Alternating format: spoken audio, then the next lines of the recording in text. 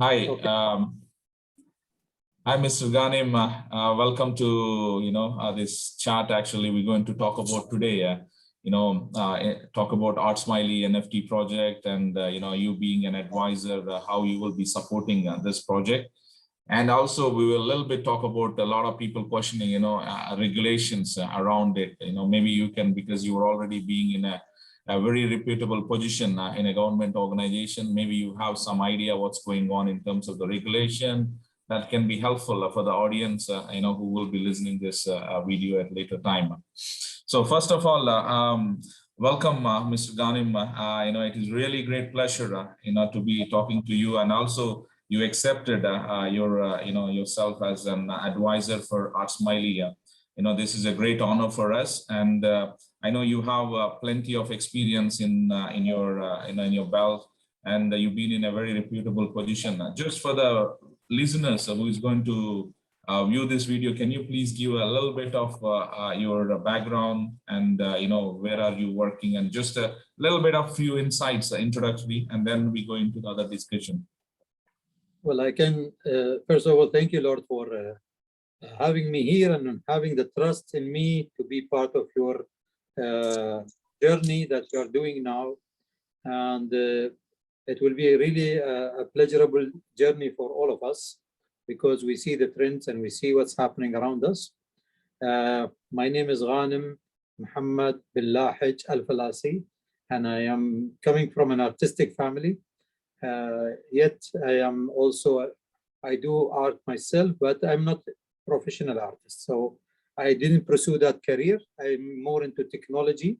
Now the art is coming back to me in technology form. So it's always to be fair to the destiny that art will never leave you. This is very interesting thing for me. I work in the Silicon Oasis Authority. We are focusing on really introducing technology to the region, attracting new ideas from all over the world to come in and start and really establish their success in Silicon Oasis, Dubai Silicon Oasis, free zone. This is our main aim, really, to find the right ideas that can really start from within and become international.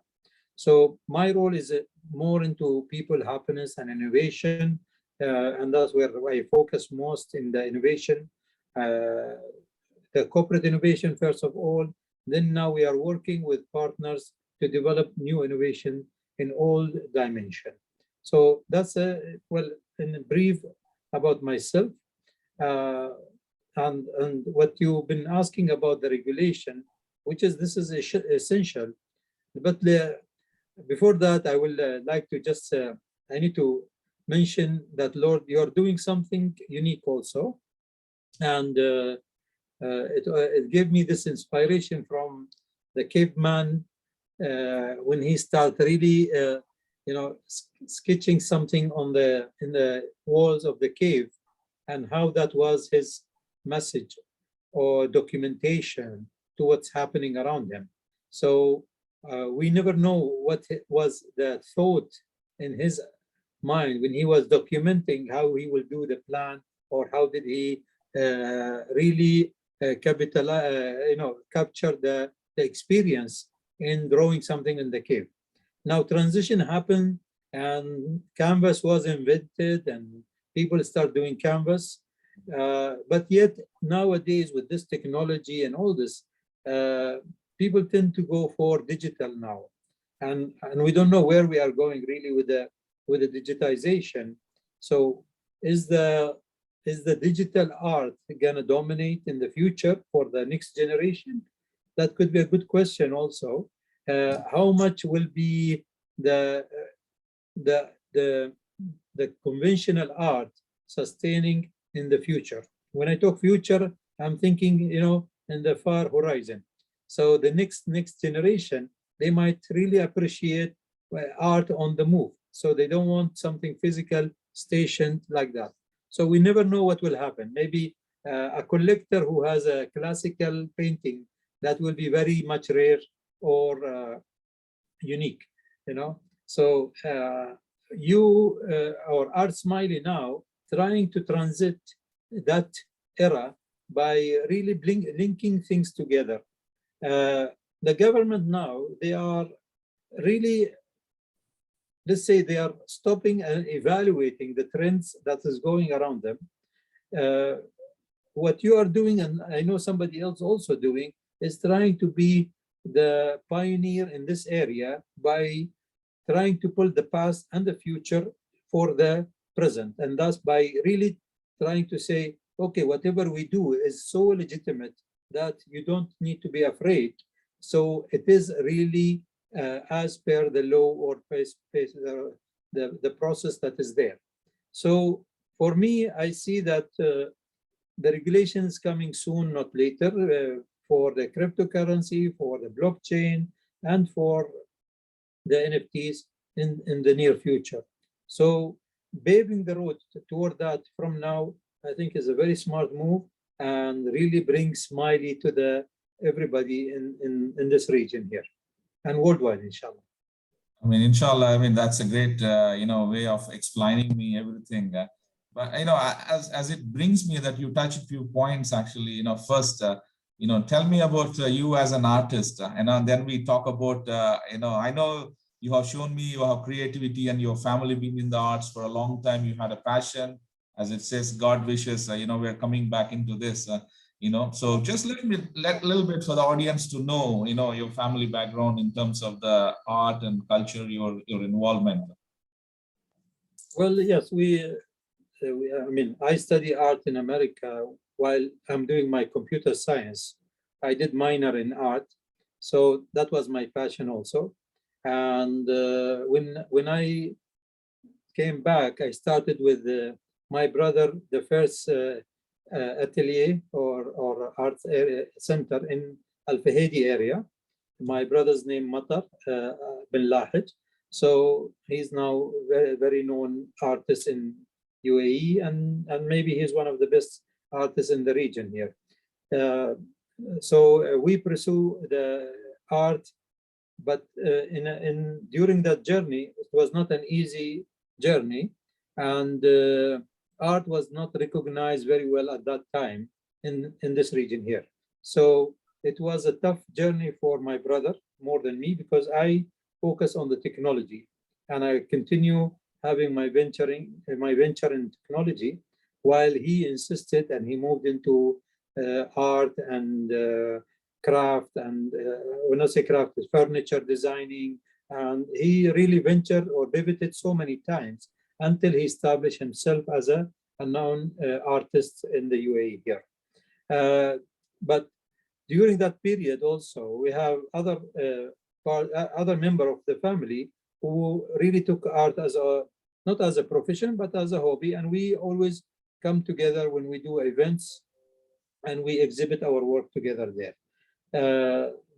But the other thing is really, when in 1998, when my past mom had the first brain stroke in her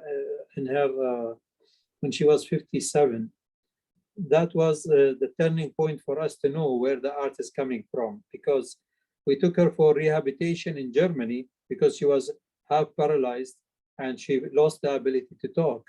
But over there, they gave her the art therapies to really encourage the movement or the circulation of the defected side of the body.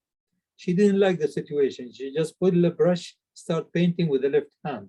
And even though she doesn't know how to write, she never went to school. She's a traditional mom wearing the old mask, but she really flew with the art like that. Then we say, okay, we know where the art is coming from.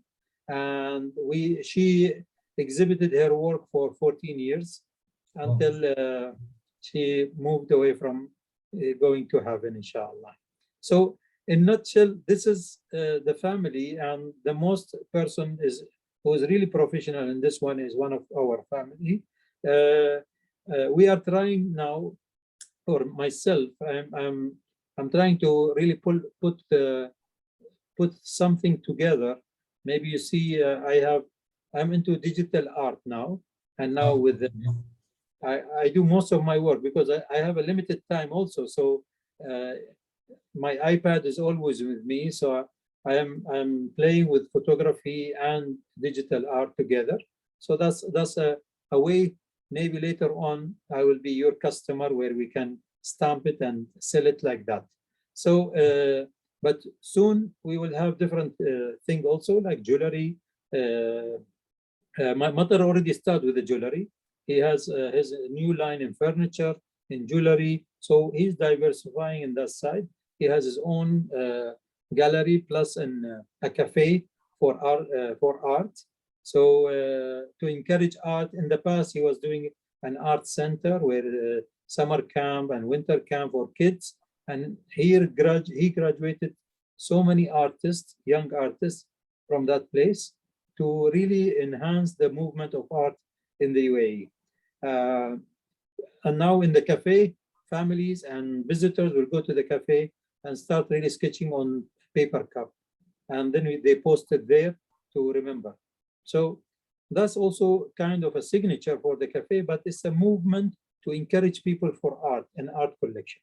So I think this is missing, and what we are trying to do is just a limited effort, but I think there is more than that need to happen by the government, by the people, really to encourage either painting or being an artist or being a collector of art in this region here. But since I lived it all, more than 30 years now, the 90s was really the basic art, where people will enter our atelier, they look at the painting, then they want to buy the furniture. And we tell them, no, we are selling art only. So, that was the funny part of it, because people were not ready for art at that time. But they were really interested to come and see what we are doing. And from there, things are moving differently now. And now, today, we are sitting together talking about art and NFT and digital art. So that's very good, really. So for me, I'm coming back, inshallah. I will do something. I use my own font. I created my Arabic font, and I will try to make it as a product, and in the market for it. So it will be more like a jewelry using my Arabic font as a collection. So plus the digital art. I mean, inshallah, there's definitely ArtSmiley can be showcasing your, what you call the creative works, which you're bringing into the fonts, into jewelry, even Mr. Mathur, he can also be a part of it.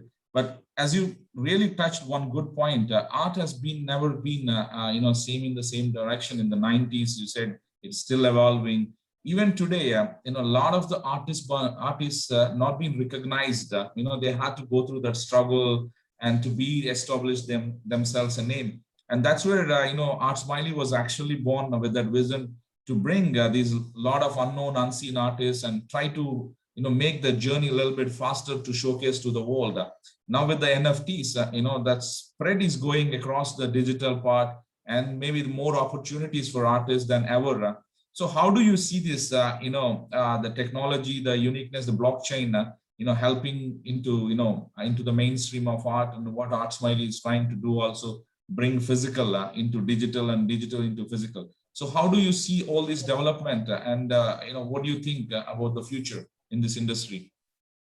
Well, it's a fifth dimension, really. I mean, the past, as I took you from the cave until now, we are going into a new dimension now.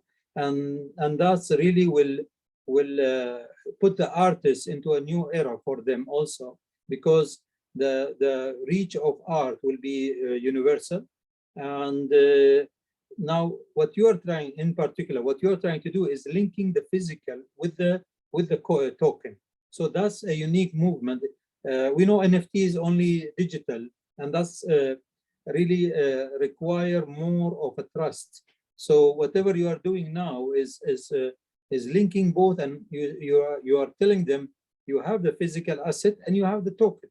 So that enrich the value proposition that we have here. And the artists, we know artist situation, and we know there is hundreds and thousands of artists, and their art is not appreciated because the reach to them is limited. So either they come for exhibition, and when you go to local exhibition here, the audience are the same. So no matter what you do, you will see the same faces coming to appreciate your art, and the buying is not that high also. So we with the token now, you are opening bigger market. You are really transiting the art exhibition into a digital exhibition, and will be more virtual. That will lead to more potential for the artists to express and showcase their art. So I think we are in the right transit, because you are doing the both. Yes. Thank you. I think, I believe in this, and that's why, we don't want to miss this and take this opportunity and moving ahead. And that also brings me that, you touched earlier on the regulations and the developments happening in UAE and everything. What do you see that, how this industry is running right now in the next 5 years? What is the outlook, of this industry, being an experienced person in the industry, in the technology front? What do you see the future look like?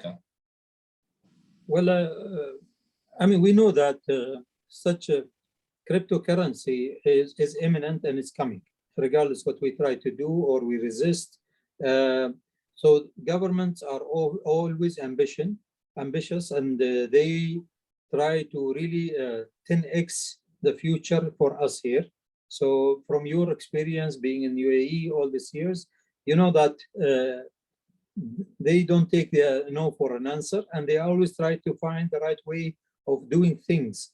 So there is a lot of, let's say, restriction to go for a hidden transactions. So they want really to simplify and make it so transparent. And now when we say that this cryptocurrency can be transparent and can be traced in a way acceptable by the regulation, so that will lead to adaptation. And then we are giving a real example of such ability to use this kind of technology. So as we say now, with a cryptocurrency, if we can monitor the in and out of that, okay, so the whole concept of cryptocurrency is you cannot monitor the in and out. But if we manage to do this one, the government or the central bank cannot accept the way that we do things. And this is my assumption now. We are working on something similar like that. For the art, if you are linking the art piece with the token, there should be enough to say the valuation is right and the money has been changed into a physical asset. So here, that will also give it a proper legitimate position of such art or currency or token. I mean. Yes. That's a great way, you explain. I'm sure we had to believe in this, that's going to happen.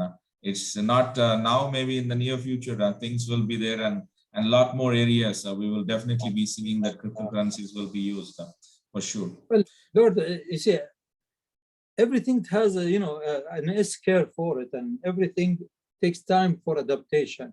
And, this kind of conversation now was not accepted BC, before Corona, but now AC, we are using this kind of communication. Before, the regulator are not allowing it. There is a very huge paid service in order to get such technology. But because of we are coming from BC to AC now, after Corona, it became a common thing. So likewise, we will have something that will lead to a faster adaptation. And we might say 5 years, but maybe just next year. We never know. Absolutely. I mean, absolutely. We never know the developments. I'm sure, things are in the right direction. And obviously, always UAE takes the lead in this kind of, bringing the new technologies. As it, coming to, to wrap up the, discussion, what do you see that ArtSmiley NFT, and what are the suggestions you want to give us, or how do we see that bring your expertise into ArtSmiley, and where do you ourselves reach in the next 2 years? How do we plan our journey? Just kind of an overview as an advisor, what you suggest.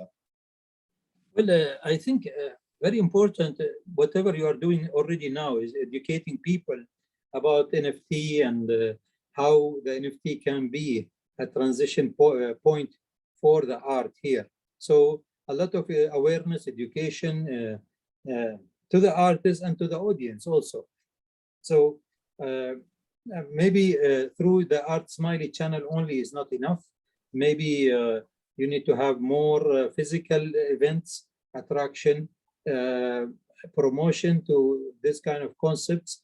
And you have even the sponsor for this one need to be educated, because now if you go to get a sponsorship from somebody, you have to explain to him what is NFT first, because they are doing the day-to-day operation and they don't know that technology is emerging into something new. So for me, is knowledge and communication is the first element really, and the second thing is showing what's in it for me to all the stakeholders. So very important that this can be for the artists, because they are the engine of this, and the collector themselves, and really put a clear communication that really will enable you to connect everybody together.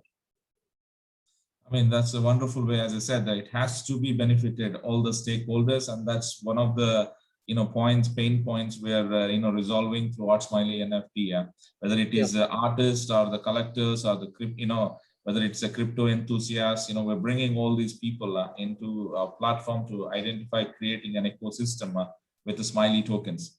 And one last question, as it touched me, while you were saying that, because here in the region, Dubai Silicon Oasis is one of the major techno entrepreneur hubs, probably the largest one in the region. Considering this, with the developments in the crypto and everything, as a governance from the DSO side, you all, as a business units, you are incorporating these something, or you have some future plans, to encourage more entrepreneurs coming in this world? Well, I will tell you my own now personal strategy now, and I'm trying to sell this strategy to the management. We are trying to create sub ecosystems inside DSO when it comes to Industry 4.0. So all these new trends that's happening around us, we will create a sub ecosystem, whether it's an autonomous vehicles, or it's a 3D printing, or cryptocurrency. All this will have a sub ecosystem for each one, and you will have from the hobbyist to the professional in one area. That helps really develop that kind of ecosystem to extract from it something that is unexpected. So the idea is how to create a rainforest and really not to farm the result. So it's just like the Silicon Valley. We try to do the same thing now by creating sub-ecosystem. We are creating a rainforest. So what will be the outcome? It might be a unicorn. We don't know. So that's the whole thing.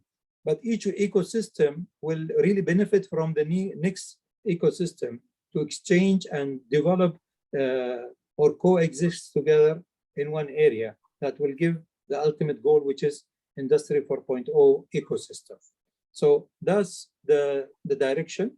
I'm not going to tell you it's already there, but we are building it. We're starting with the UAVs, which is not UAVs, I would say UVs, unmanned vehicles. So that's a start for us now.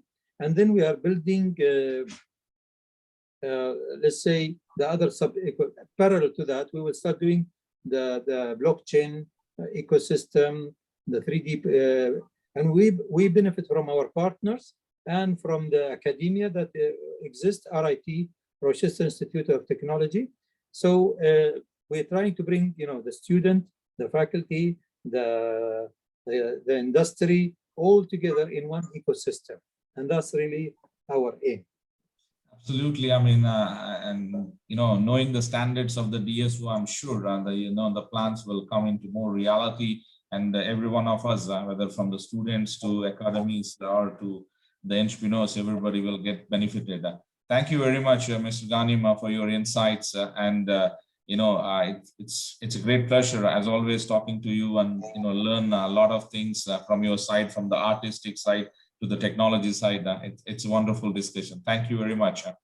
I have to say one thing also, just the code of ethics is very important. So the principle of ArtSmiley and ArtSmiley token need to be so genuine that doesn't lose its faith, So I think the code of ethics is important to set it.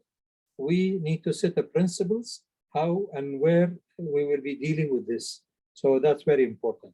And I wish you all the best, Lord, and ArtSmiley a full success, inshallah. Hand in hand, we will work toward this, inshallah.